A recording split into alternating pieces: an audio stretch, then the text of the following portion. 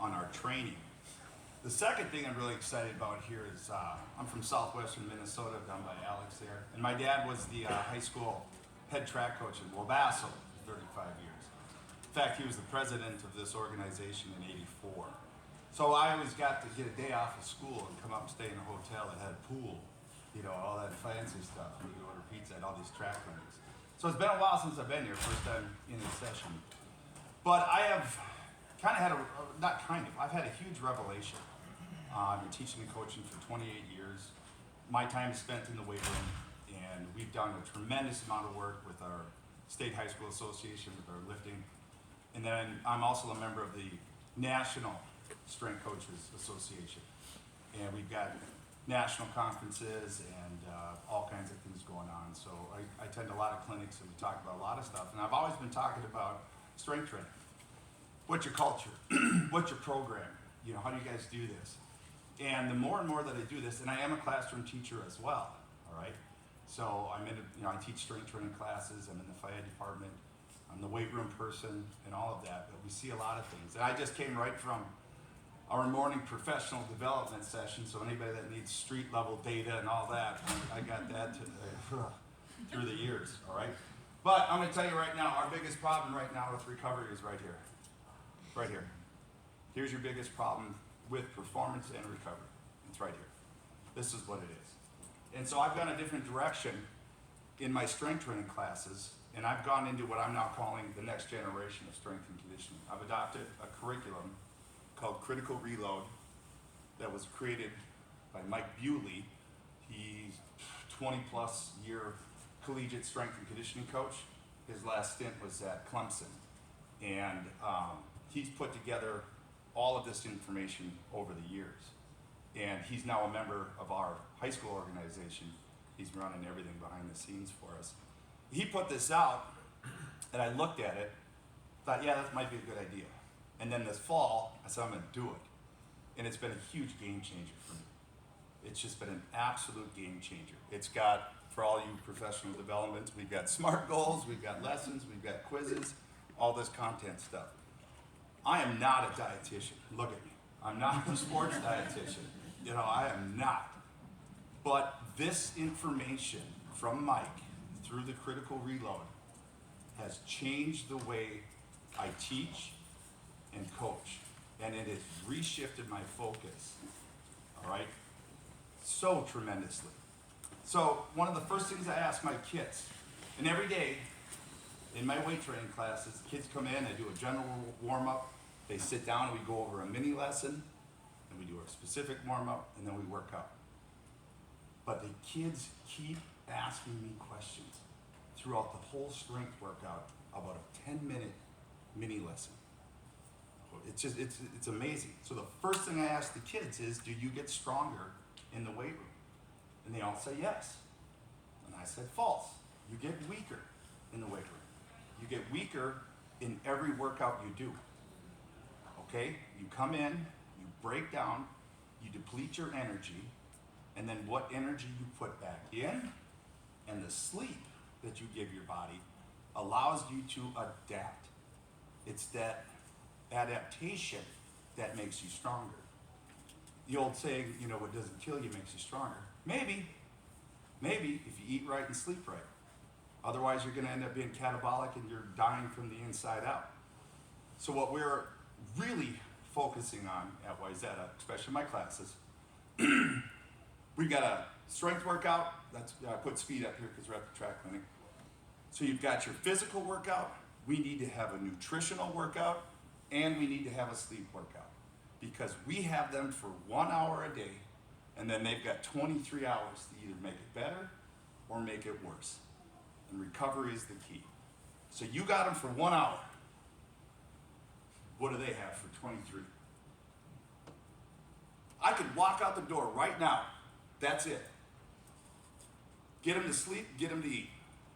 You'll be better. You'll be stronger. Because it's all of this that is gonna negate whatever you're doing right here. I could give you all of our workouts. I could give you all of our programming. You could do it. But it's this. As I was making these slides, one of my athletes was in the office and he goes, "Oh, don't put Fortnite, put Watermelon Crush. That's a way better game." And I'm like, "You're killing me." Just, that's the whole point, okay? So we're gonna talk about all this stuff. Nutrition, sleep, blue lights. Blue light's the biggest detriment to everything. Now, we talk to kids all the time about eating right. You gotta put the right fuel in. You gotta fuel your body, and that's so true, right? It's so true. But it's these vitamins and minerals that repair, okay? Repair. So what we need to do is try to convince them, and this is not easy. I got 4 kids, the youngest is a senior, that the food they're putting back in is a part of their recovery, which is a part of their performance. So that's what we're really trying to press into our athletes right now, okay? That's really what we're trying to do.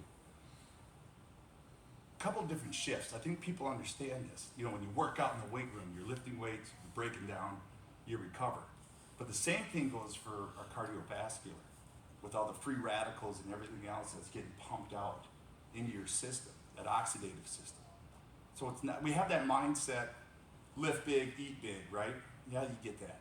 But the same thing goes for the cardio, okay? And if they're working out hard enough in the weight room, they will get these micro tears. You put the fuel back in, you put the recovery, sleep back in, then they should adapt and get stronger. It's a system, right? We work them out, we break them down, they recover, and they should get better. But you cannot out-train a bad diet. You can't. You can't get away from it, because it's everything that's going back in. Now, all of this information is coming from this Critical Reload program. I've added a bunch of stuff to it as well. So what you're seeing on these slides is a part of their program, part of their curriculum.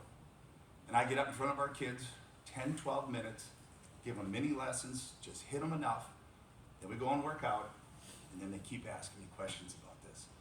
And this is what we need to do. So the kids get it, they understand that they should be eating better, right? They understand that. You tell them you want to perform better, you gotta eat better. But now I'm coming back on the back end of it and saying, if you eat better, you will recover better, all right? It's a part of the recovery process. And we know that carbs are it's energy. All of this is energy, right? You work out, you deplete energy, and then you put energy back in. So we need them to understand that the energy that's going back in is recovery, all right? That's what we want. But it's hard. It's hard. They're young, they can eat anything. I look at a piece of pizza and I gain 2 pounds. They can eat, right? So we're trying to impress upon them that if you don't eat enough of the good calories, your body goes catabolic and you start to eat your own muscles. That is a very bad, poor energy balance, okay? So I tell them, catabolic, tearing yourself down, eating yourself from the inside out. Anabolic, I said, think anabolic steroids, don't do them, but just think, right?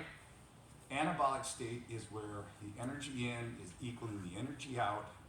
You're converting, that's where you get the lean muscle mass and not gain the fat mass, all of that. So we try and try and try, right? So I put this slide up. Like, all right, kids, what's the difference between these two? Stuff on the left side tastes better.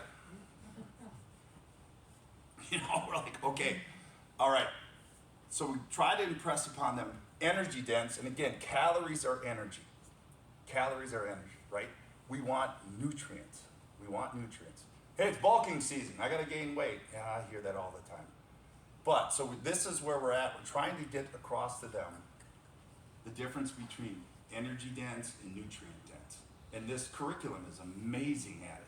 We've got slides such as this that I can tell the kids, it's low calorie, this is the calorie density chart. So it's lower calorie, but it's definitely higher nutrients. And if you look, I tell them, look, a little bit of oil, a little bit of butter. That's so many calories where you're not getting anything out of it. I remember the old empty calories, right? We talked about empty calories. So we use this and try to impress upon them that the food that they're putting in matters. This is a great illustration of what 500 calories look like. Okay, you go from oil all the way up to your salads. And we also talk about fiber. We also talk about being full, feeling full longer. I got my wrestlers buying into fiber and eating more and more and more to that right side of this because they understand that, cutting weight and everything like that. So there's a lot of education, a lot of miseducation in this type of stuff as well. So many of my kids' parents are cutting carbs. They want to lose weight. They want to fit in their spring break bathing suits. And I'm like, kids, you need carbs. You are athletes. That is what runs your body. Your muscles need it. It's a constant supply. You need carbs. And in a couple of slides, we'll break this down, but a lot of the fad diets that cut carbs are actually just cutting water, because in order to store 1 gram of carbohydrate, you need 3 grams of water. So the body can convert it to glucose to use it or to store it as glycogen. All right? And I use this analogy. It takes 3 gallons of water to produce 1 almond. It's a pretty dry little piece of food, right? But it takes 3 gallons of water. So we try to get that back into them. You need the carbs, but you need the water to be able to store the carb for later use. All right? So we just keep impressing this. Again, tell them, what's the difference between these two? Stuff on the left tastes better. All right, well, no nutrients. Everything on the right side's got the nutrients. Everything on the right side's got the fiber. Basically, anything that's dry is going to be processed and bad calories. Very high calories, very low turnout. Now, there are times. I'll talk to kids like at halftime of a basketball game, piece of white bread's all right, quick energy. Pretzels are all right, quick energy. You know, there's a time and a place, but don't sit and eat a loaf of white bread at lunch and tell me that you're carving up for the game. That's not the deal. The nutrients are the difference. So we're really trying to push them to understand the concept of nutrients as a part of that recovery, all right? You need the vitamins, you need the minerals. That is what's repairing the tissues when you're breaking down, if you're off your phone, if you're getting your sleep.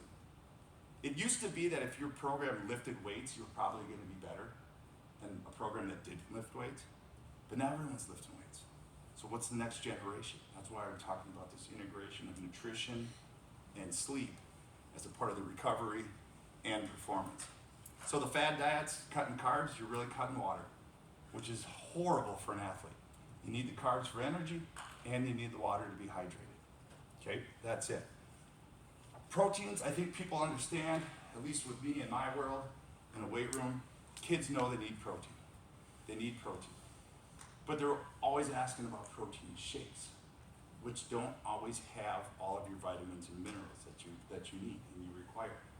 So we talk about them, and we talk about their bioavailability, what's able to be absorbed quicker and faster. Poultry would be the answer to that one. Egg whites, whey protein. The high bioavailability has all of the amino acids that they need. So you don't need to go out and get a protein shake. You don't need to go out and get all the amino acids. You can, but you can get it through your diet. And so we try to talk to them about the why with the protein, just as opposed to the protein. And then we go on our tangent about processed foods and how terrible. If you're going into the store to get deli meat, go to the deli counter, have them slice it, hasn't been processed, it's not in the Oscar Mayer package, it's got all the sugar and fat, trans fats, sodium, all of that stuff. Keep pushing this to them. So it's when they're like, hey, what protein shake should I get? Mm-hmm. What protein are you eating at home first? Because that's going to be to supplement that. And in some cases, at least with my parents, they're like, well, we don't cook. I go to Chipotle every night. And I go, good, get the brown rice. The brown rice with the black beans, now you got a complete protein. Huh? Right? So it's just, we're fighting a lot of stuff at home, fighting a lot of other things. But if we can start pushing this information to them about these things and open their eyes, I think we're really onto something. Talk about different types of protein, your land animal versus your plant. Okay? Pros and cons of each. Pros of land animals are there's more of it. That also comes across with cholesterol and fat. Plant-based proteins are great. Okay? You just need a whole heck of a lot more of them. There's different benefits to each. This one was big. What was the last day? I had the hockey guys on Wednesday. They left at noon They're up Hockey Day in Minnesota. So they're up there playing right now. They played Roseville last night. And I said, okay, great example right here. Plant-based on light training days or when you're traveling. And I said, why is that? Well, you're sitting in a bus. You're not moving. You're not digesting as much. There's not as much energy going out, so you don't need as much coming in, but you still need your protein. Okay? Oh, okay, all right, that makes sense. But what do they get? They put them on the bus and hand them 15 pizzas. You know? And so I love it when my kids tell their coaches, I don't think we should be eating this. You know? So I've had to answer a couple emails on that one, but prove me wrong, you know? Prove me wrong. Heavier proteins, heavy workouts. Sprint days, tough days, big days, okay? When you got time to move, energy in, energy out. That's how it goes. And here's a big one I've got with my football players. You need to space your protein out. The body's gonna absorb 30 grams of protein at a sitting, at a meal. That's probably on the high end. So space that out. If you wanna get 150 grams of protein in a day, great. But hit it over 5 times. Don't try to drink that Mega Max shake. You know, you're not gonna be getting all of that. And the same goes for the vitamins and minerals. If they try to mega dose on all the vitamins in some of these things, that's just really expensive urine. You can't get that out. So you're not extracting it, all right? So yeah, again, space things out, spread it out, but there are times and places for everything. This slide was probably one of the more impactful ones with our kids. When it comes to protein, less legs, right? Less legs. Fish have no legs, eat that a lot.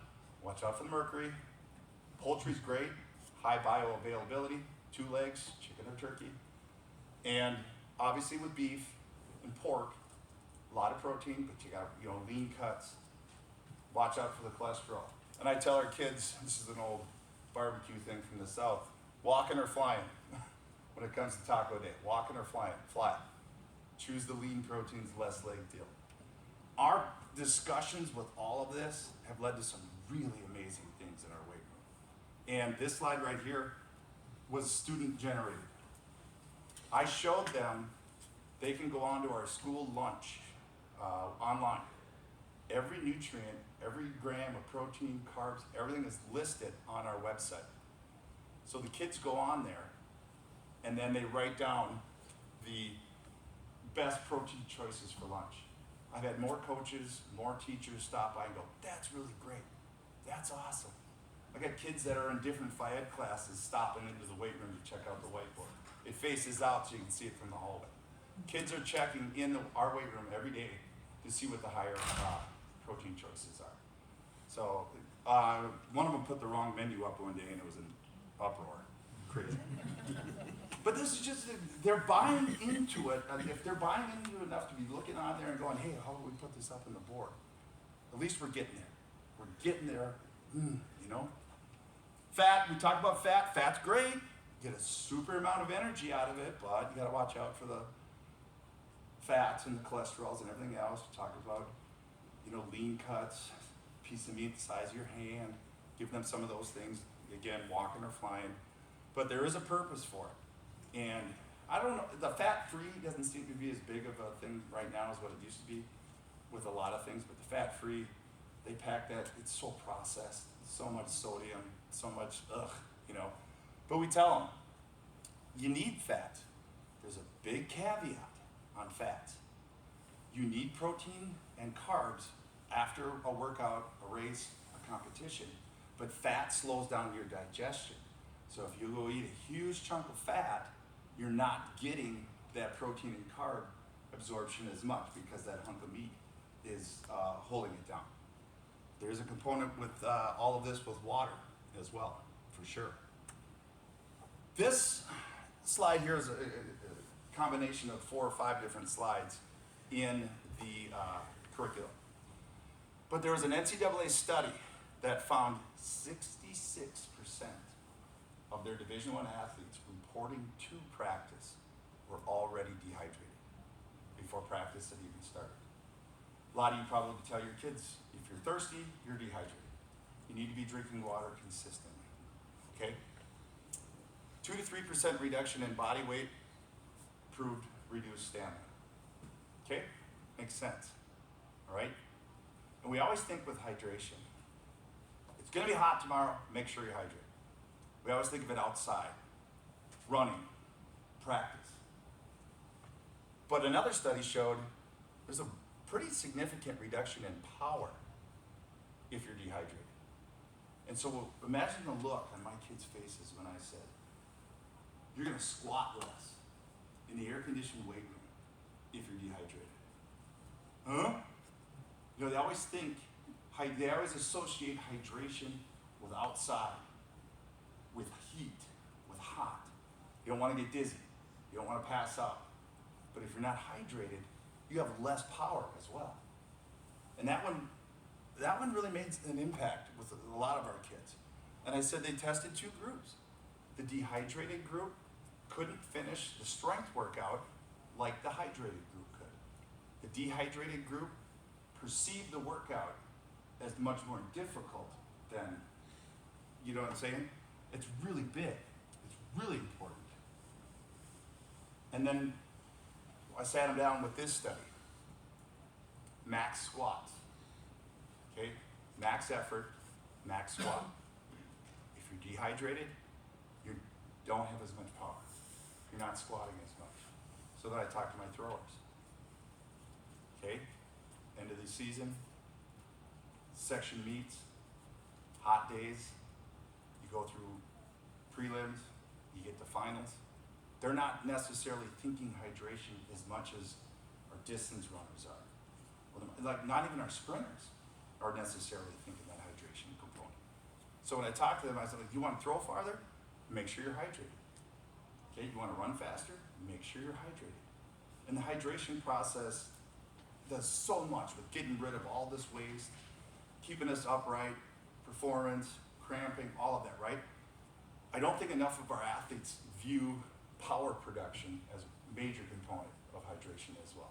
So again, just really trying to open their eyes and give them data that is new to me in a lot of this stuff. You know, you pick up little bits and pieces along the way, but this curriculum has allowed me to consistently present this stuff repeatedly over and over, and it's great. This was a huge eye-opener for them. They never even thought of that. So the link to energy, again, takes 3 grams of water to store 1 gram of carbohydrate. And when these kids are burning energy, they're burning water at the same time. They can eat the greatest post-workout meal in the history of meals, and if they're not hydrating, it's not going to be as effective because it takes 3 grams of water to store 1 gram of carb. So they might eat great, but it's really super important. We talk about hydration. It's going to be hot. Make sure you drink your fluids. Hey, we just got done with a really hard game. Put that water back. Played college football. They'd weigh us before and weigh us after. It was crazy how much weight we would lose out there playing on turf in those first fall season games. And then they weighed us again when we came back the next day. You know, there was a lot of that stuff. So it matters. The hydration matters a lot more than just your performance, a lot more than just, hey, don't pass out, right? There's so many different factors in with this. And so the kids have a pretty good handle on hydration, I feel. I mean, half of my kids are walking around high school with a milk jug full of water, you know, drinking it. And that's great. I love those bottles that have like the daily hour by hour by hour. That stuff's great. That's fantastic. But I want them to kind of understand it's more than just so you don't pass out, so you don't cramp. You know, it has a huge thing to do with recovery in terms of food that's going back, as well as your power production. You know, just opening some eyes up to people in that regard. Electrolytes, sports drinks. Okay, a lot of the kids are getting really educated right now. It's funny, I get some kids that go, ugh, Gatorade, too much sugar. I'm like, yeah, there's a lot of sugar in Gatorade. I hear you on that. Definitely get it. But a lot of the mindset too is, why do we drink Gatorade? To replenish. Well, you're replenishing a lot of sodium, but you're not necessarily replenishing a whole lot of the electrolytes. There are electrolytes in tap water. Okay, not as much, but it's there. So you can see by looking at this Sodium and calcium is there. A little bit of magnesium, not very much potassium. Okay, so what's in that Gatorade? All right, you got a whole lot of sodium, okay, potassium, very little magnesium or calcium. We know how important calcium is to muscle firing, okay? So now is when we get into our micros and talking about those vitamins and minerals. You can drink all the Gatorade in the world you want, but you're not totally replenishing a lot of the essential elements, those minerals that you need. So where do you get those, kids? Food. Eat the right food. Eat complex carbs. Eat foods that are high in fiber. You know, eat the right stuff. That is your sports drink. That's what you drink on game day when it's 90 outside and you're ready, okay? So this isn't something we should be walking around pounding each and every day. Get that through your food. Again, it's all part of that recovery, all right? Performance. Food is fuel. You kids are race cars, you need race car fuel, okay? Right? I mean, one of the things we'll say to adults is, you're not gonna get by, you know, if you need champagne, you're not gonna get it on a beer budget, right? So you gotta be able to put in the time, put in the smarts, get the right food, and view food as a huge part of recovery, and not just as fuel for your race or your event, okay? Everything that puts back in. How many of you had, you know, on race day? Oh, just not feeling it today, coach, just not feeling it today. Well, what does that mean? What aren't you feeling? What's not there? Athletes burn a lot, so there's gonna be times when they got low liver glycogen, and if they're not putting stuff in on a constant basis, that's not gonna happen, and you're not gonna get that from Gatorade. You're not. Now, a couple other things that I come across a lot, these are just some fun slides for me that I put in. Caffeine and creatine. Caffeine interrupts their sleep, interrupts our sleep, interrupts my sleep. That Celsius they all walk around drinking, 200, okay? 200 milligrams per can. And these kids are pounding them all day long, all right? 2 of those is what you should have on max a day, and then not late in the day. I've got kids that play junior gold hockey that practice at like 10, and then they pound a couple of monsters for their practice at 10, back in their homes by midnight. They're not going to bed until 2 in the morning. I don't know how many JGA kids you got. They're not the greatest students, a lot of them. Okay? Some of them are all right, but some of them, they don't need to be awake till 2 in the morning. I'll just tell you that right now.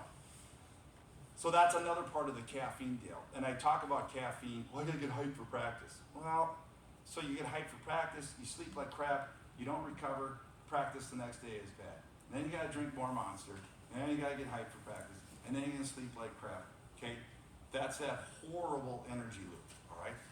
So, again, trying to educate them, trying to go through this. I'm gonna get on a little bit of a soapbox with creatine, okay? So, you hear from kids all the time, hey, is it okay to take creatine? I heard it dehydrates you.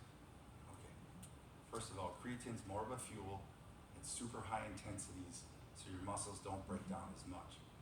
But the reason that your muscles won't break down is because creatine needs water, and it volumizes the cell, increases the cell. Our muscles are 75% water.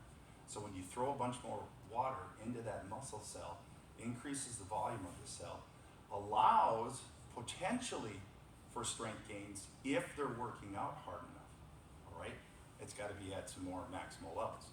So the whole thing with creatine and water, it's that cell volumization. It's gonna be sucking water in for that. So you need water for the creatine to do that. It's not that the creatine itself dehydrates you. You're probably dehydrated just walking around, okay? But again, just trying to add a little bit more, and if the muscle cell's bigger, we're able to train at a little bit higher levels, then we can expect some muscle growth, all right? Anytime kids talk to me about any supplement at all, I say, what's your food journal? I don't have a food journal. Why don't we start with a food journal? Why don't you start with the nutrition calculator? Why don't you start measuring what you're putting in and what you're taking out? And after all of that, then you can see if you have some deficiencies. Maybe you can pick it up with food. Maybe then you do want to get some supplements.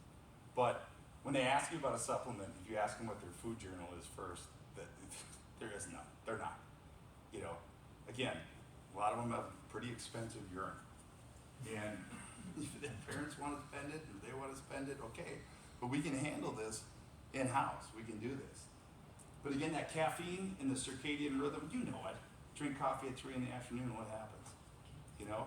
I think I'm being lied to with the Folgers decaf. I really do. I just, you know, had some of that the other night, all night.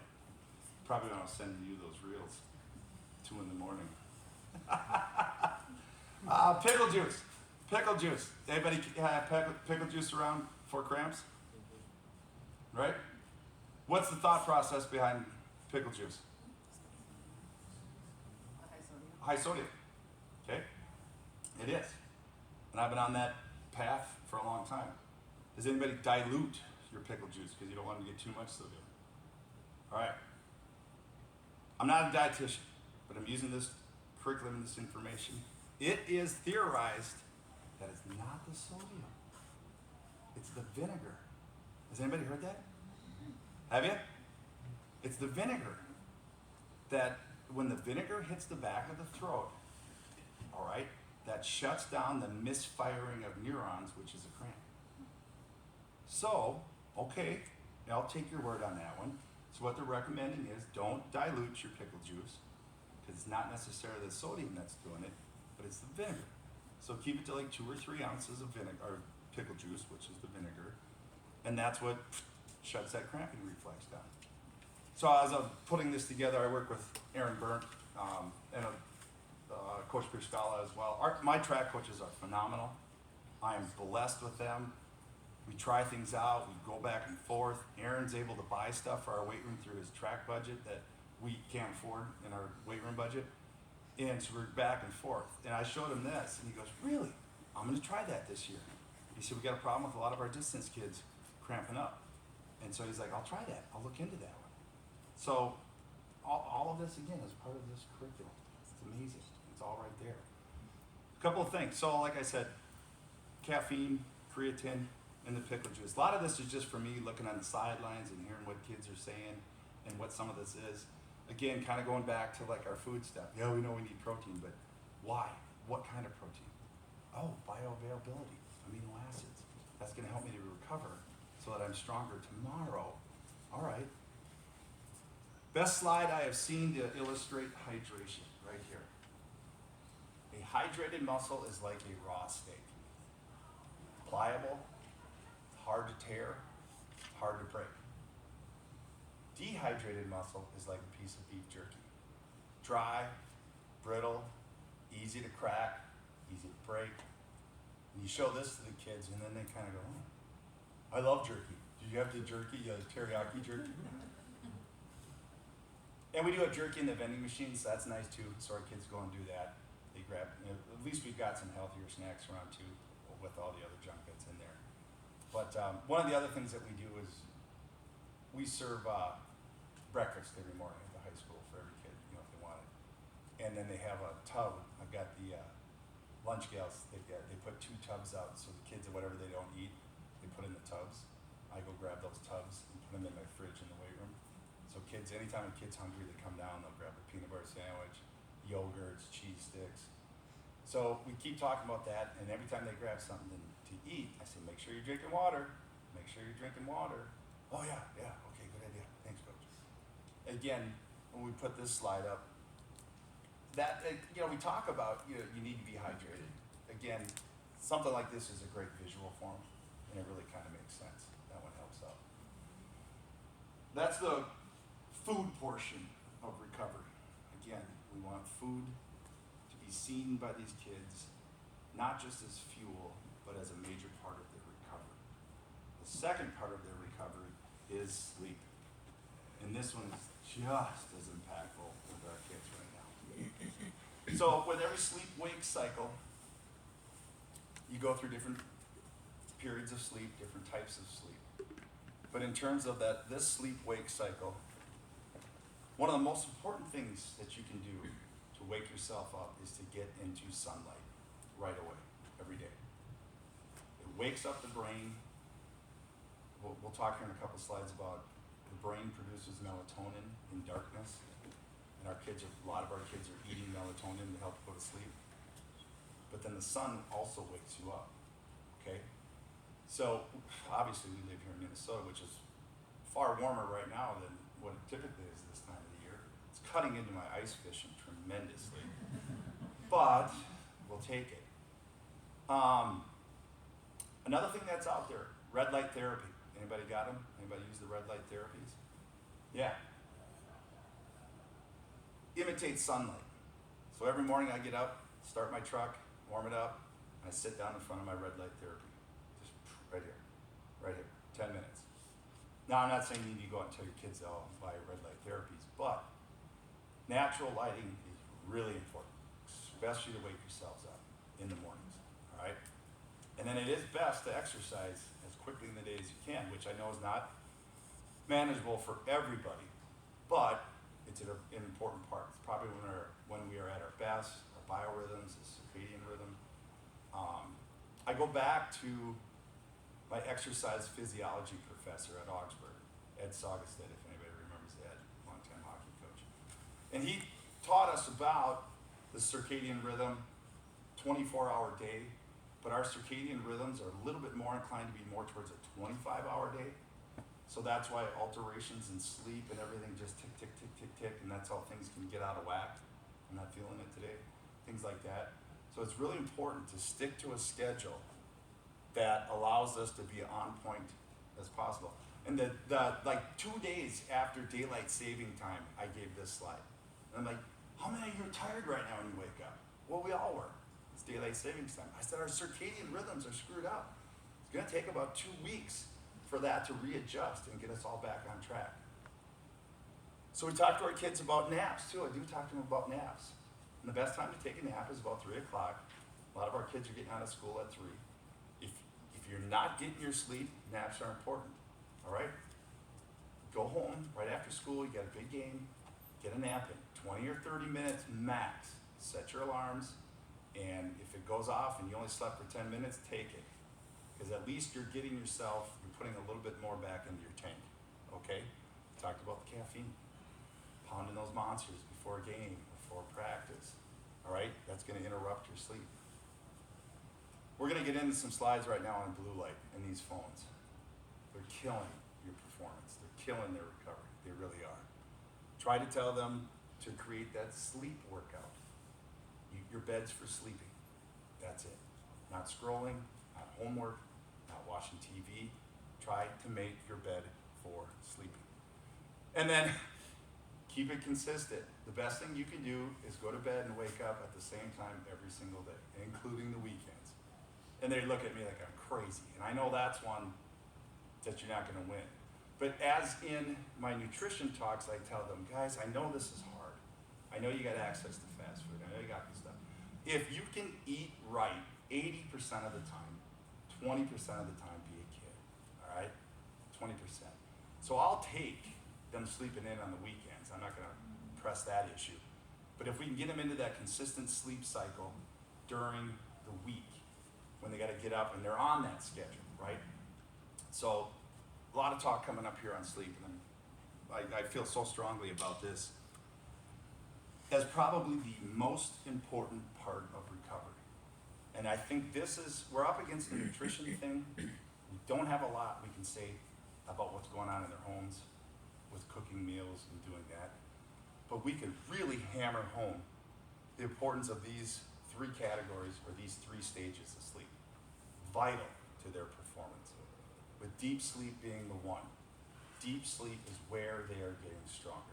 That's where that's happening, okay? So each stage of sleep. Now, I'm all hopped up on this because I started teaching this and listening to podcasts. I bought an Oura ring. I've got the Oura ring. Anybody got those or know what those are? Okay, so this tracks everything. It tells me my temperature's higher, it tells me what my oxygen consumption is, tracks my sleep, okay? First thing I do every morning, get up and I check, how did I do? How was my sleep workout? Not great, it's not great. I gotta get better, I know this, all right? But this is what I've been really harping on the kids. And I had 2 of my hockey players for Christmas, their parents didn't know what to get them.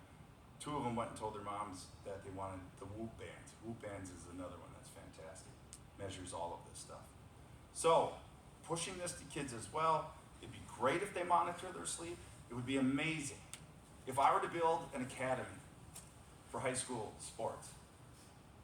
We would lift weights, we would have interaction with the food service on nutrition, and these kids would all be wearing a Whoop band or a Polar heart rate monitor. And we would track their sleep. Just because it's proven that if you sleep better, you perform better, you recover better, okay? The image on the left, this is from a Whoop band, okay, and this is the data you get. I'll show you a slide here in a second on the Oura ring and what it does. So, in red, that's the percentages you should be shooting for. So this particular example is right on the money with what everything is, okay? And here are our stages of sleep, right there. Shows you when you're awake. The red's the awake. The light blue is the REM, okay? Darker blue, right here, light sleep. And then the purple is the deep sleep. So you want 20 to 25%, you want 50 to 60%, you want 10 to 20%. Now, what each one does. REM sleep. It repairs the neural circuits in the brain, and it's also what aids in habits and skill formation. That's what the REM sleep is doing, okay? That's what that one does. It's clearing the cache, deleting the trash from your computer, all right? Light one.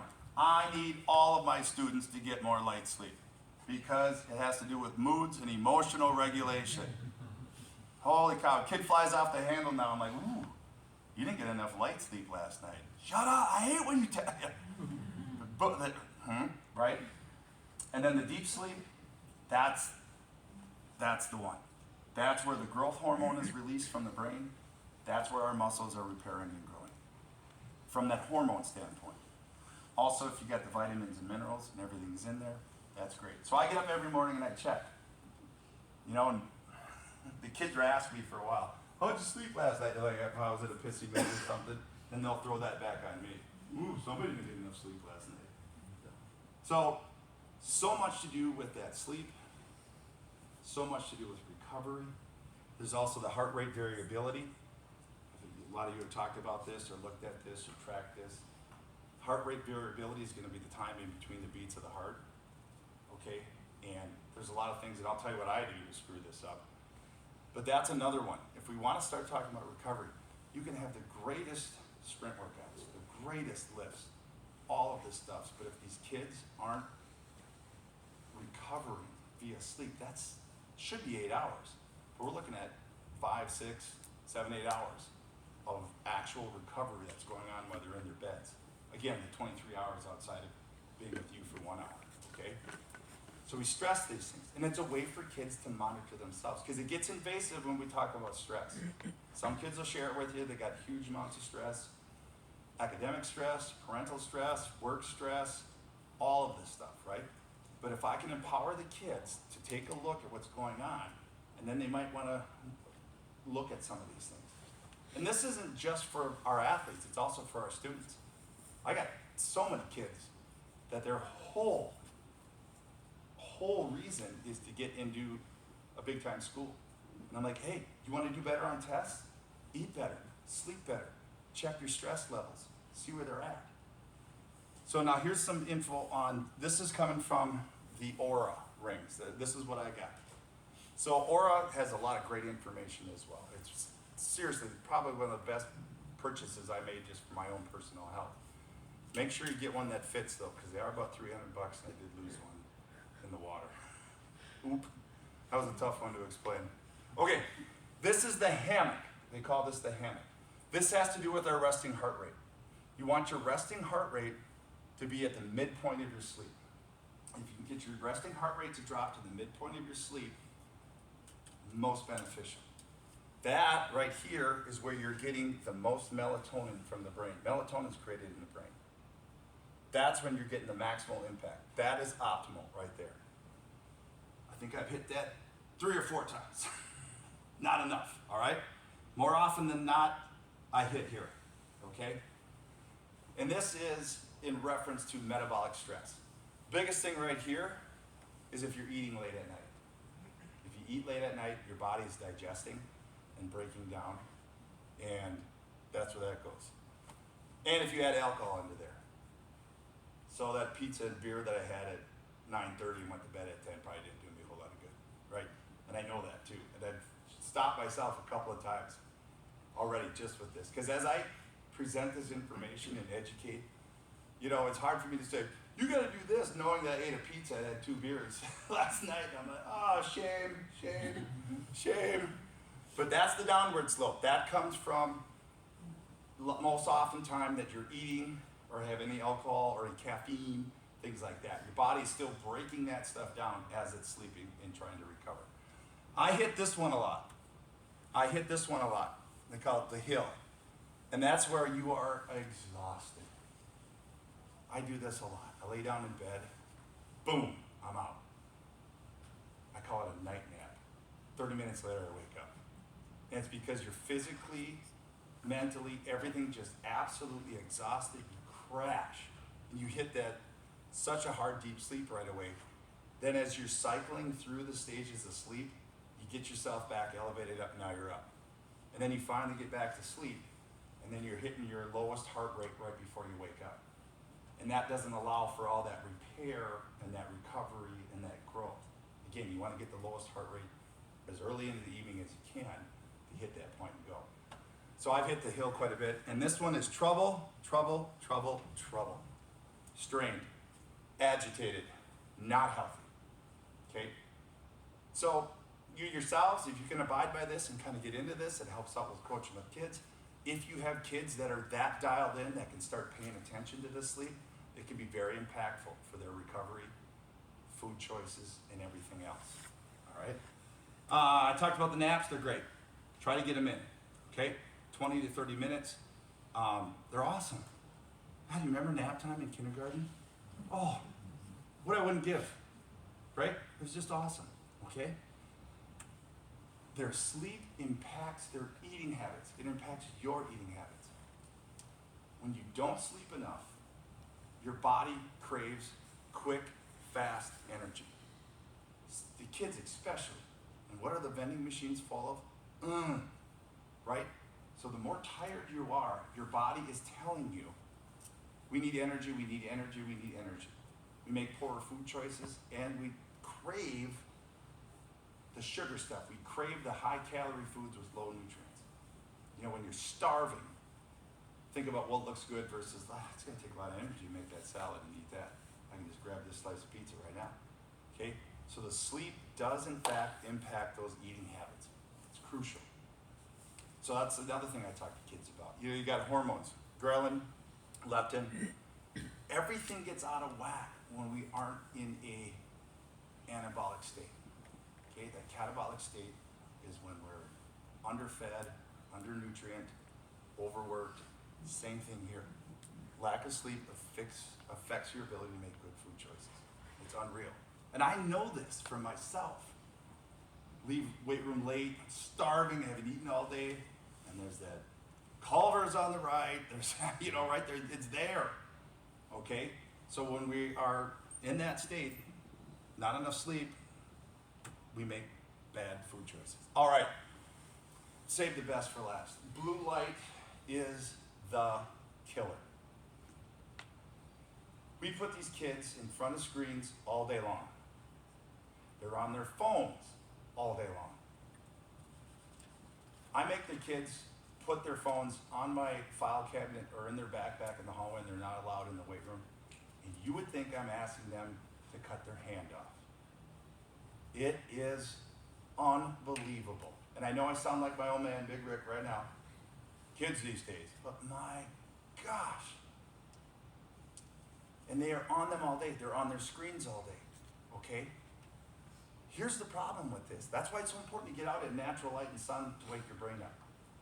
But now at night, exposure to blue light in the evening, the blue light that they're staring at makes their brain think that it's daytime, and it doesn't produce melatonin. Melatonin is produced in darkness. So while the kids go and eat 50 grams of melatonin, and then they sit on their phone, again, back it up. So the first thing I'm doing with kids now is I start our critical reload nutrition information with the sleep portion. And on day one, it's like, take your phones out right now. It's the only day you can have your phone in this weight room. Take your phone out, adjust the blue light filter, set it to night mode all the time. Do that now. Do you want to get stronger? We're going to start by sleeping better. That's the first thing we're going to go over. So I go out and talk to athletic teams. Same thing I do. Get all these kids in the auditorium, like, take your phones out, set your blue light filters, set night mode right now. And they're all kind of looking at it, and then we go through this, and they're like, oh, okay. That way they've all got them set. You know, it's one thing we can do. Also, blue light glasses. Really promote the blue light glasses as well. Anything to cut down on that artificial light that's stimulating the brain, that doesn't produce the melatonin that affects their sleep. Okay? Huge. Massive. All right? Here's our sleep workout. Create a sleep routine. Do the same thing every day to basically train your body how to sleep. Okay? You have to create this. And if you can stick to this consistent schedule, it can really help you. So you got the activate night mode, wear the blue light glasses, try to cut those out for 1 to 2 hours before sleep. San Antonio Spurs, they always do a lot of really cool things. Popovich is a very innovative coach. He's awesome. I like what he's got going on. There's an edict throughout the entire San Antonio Spurs organization right now. Do not contact Wemby after 9 o'clock. Because at 9 o'clock, Wemby puts his phone down, he reads a book. He reads from 9 until 10 o'clock, and then he's lights out. I'm like, what a great example for our kids. They all know who he is. But the whole organization knows, do not contact him.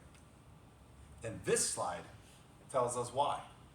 They studied a bunch of NBA players, those that tweeted between 11 p.m. and 7 a.m. They call them late night tweeters. I got a kick out of that.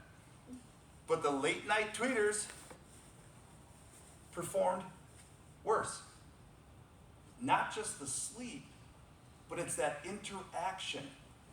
Plus, it's not good for their emotional health, reading the press clippings, telling everyone that they suck and all that, right? That's a whole nother part of it.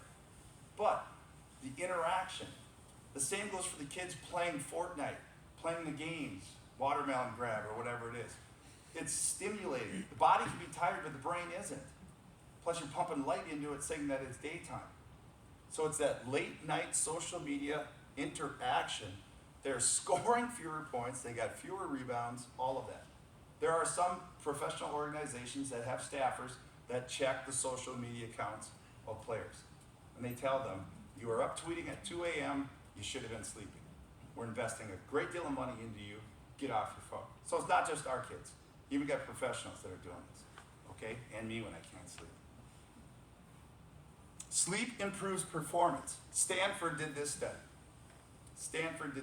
I'll make it really quick for you. The more you sleep, the better you play. Go figure, right? Go figure. This study was done 10 years ago. 10 years ago, this study came out that said the better you sleep, the better you play. And we're just talking about this now. The people that were behind this study went to the U.S. Olympic Training Center. And the first thing they did was they new lighting and everything, because the artificial lighting is terrible. They redid the dorms, the beds. So before they even talked to, well, they were brought in for this, obviously they're sleep experts. But the biggest thing they did at the U.S. Olympic Training Center was to change the sleeping and the lighting, to try to get away from all this. Again, this study was done 10 years ago. And it's the first time a lot of us are hearing it. It was the first time I heard it when I started doing this curriculum. We know this stuff, right? We do. I was just reading The Boys in the Boat. That's the movie now. Book is fantastic. 1934, their coach was on them about what they were eating in 1934. And I use the analogy a lot of times. I'm like, eat like your grandparents did. Your grandparents didn't go to McDonald's. They grew vegetables, they cooked their foods. Even in 1934, this coach at Washington was like, no fried meat, no fried food. So again, this information isn't exactly earth-shattering or brand new, but it's something that I think we really need to take a look at in this next generation of strength and conditioning. Part of the sleep workout is that's consistent schedule, go to bed at the same time, start your routine. You know, if it has to be a late night complex carb to help recover for tomorrow, get that in. Say you're going to bed at 10, get that in before 8. Try not to eat after 8. If you're going to bed at 10, give your body some time to digest. Probably should be lighter, right? Maybe a little bit more of that plant-based protein later in the day, more easily absorbed. A bedtime routine, pre-sleep ritual, whether it be, you know, whatever you do, stretching, homework. Do your homework at the kitchen table. Sleep in bed. Try not to do your homework in bed. Again, train your mind and body that the bed is for sleeping and nothing else, okay? That's what we want to do, that ritual. The environment has a lot to do with it, and that's what these Stanford people did when they went to the U.S. Senate. Cool, right? You want it cool. A lot of us crank the heat up. You get the night sweats, and that affects your sleep.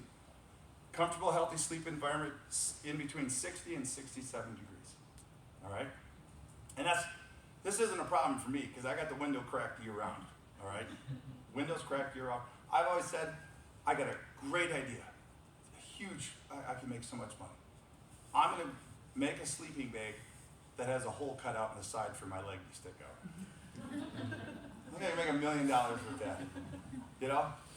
But a cool environment. Hospitals do that. They'll cover up one leg and they leave one leg outside of the blanket to keep the temperature circulating and regulating. You know, so you wanna have that, a cooler room temperature is better, helps prevent those sweats and waking you up in that. Again, this is part of our sleep workout. Okay? Get off those damn screens. Stay away from the caffeine. Do your best to manage stress. Okay? And remember, we can preach, we can coach, but we are still up against this. And if we can educate them on all of this stuff, we will be better. And I haven't even talked one single bit about sets and reps in the bench press rep. Doesn't matter where you're at. You can knock this stuff out by sleeping better and eating better. Super excited to have been here. Like I said, my dad was a big part of this organization, head track coach for over 35 years. I ran for him. Started out as a pole vaulter. That was back in the day when we had the bags full of car seats. Those were our pits. Might explain some of my presentation. I landed on the ground a lot. We had the old aluminum crossbars. I broke those, so many of those, and made me quit vaulting and gave me a discus. But he did teach me how to hurdle. And so I was the freak show in southwestern Minnesota. I was the offensive lineman running the high hurdles. I made it over most of them, okay? I love this curriculum. Now I know bias. I've got some bias because I definitely love what this critical reload curriculum has done for me. And like Joey the Lab here, why you shouldn't fake the throw throwing a tennis ball. But if you want more information on this critical reload stream, I'm selling it. I don't make any money, okay? But there's a QR code that I'll leave up. That's all that information right there on the critical reload stream, that nutritional information. Snap that. If you email the company, just type in RJ on the subject line, or pizza. He'll know where it's coming from. And then our organization, the National High School Strength Coaches Association, which I'm on the executive council. Alex is on our crew. We do a great job. We've come out with a high school certification and a whole curriculum on how to put strength and conditioning into your high schools in a unified system. It's not scary, folks. It's not. You can do this. We'll work with you. We're really excited about it. We just launched the certification. And then Mike, who's a part of our organization, is the mastermind behind Critical Reload. Okay? So I'll leave those up there. Thanks so much. If you got any questions, great. But you have had a long day, and I'm right on time. Boom. Nailed it.